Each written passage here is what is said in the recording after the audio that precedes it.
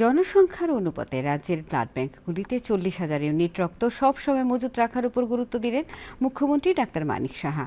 আজ আগরতলার সরকারি ডেন্টাল কলেজের অডিটোরিয়ামে নার্সিং কাউন্সিল আয়োজিত রক্তদান শিবিরের উদ্বোধন করে তিনি একথা বলেন। মুখ্যমন্ত্রী বলেন, স্বাস্থ্য পরিষেবায় নার্সদের ভূমিকা অনস্বীকার্য।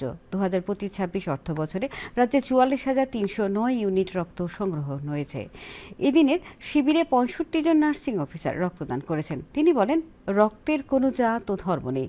রক্তদানের মতো আরও কোনো বড় দান হতে পারে না, এর কোনো বিকল্পও নেই।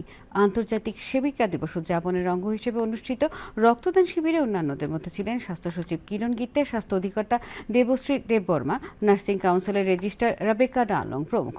অনুষ্ঠানে স্বাস্থ্য সচিব রাজ্যের স্বাস্থ্য পরিষেবার ব্যাপক উন্নয়নের তথ্য তুলে ধরেন। কিন্তু রক্তের কিন্তু কোনো কাজ নেই, ধর্ম, এবং ইভেন 18 বছর থেকে 65 বছর বয়স পর্যন্ত যে কেউ রক্ত দিবে, 60 বলে, কিন্তু যারা নিয়মিত রক্তদান করবে তাদেরকে 65 পর্যন্ত দিবে। সেখানে এই রক্ত মহিলাদের ইভেন জেন্ডার ও বলতে পারবে না যে এটা মহিলার রক্ত না পুরুষের রক্ত, এটা কি কোনো হিন্দুর রক্ত না মুসলিমের রক্ত না খ্রিস্টানের রক্ত বুদ্ধের রক্ত, কেউ বলতে পারে।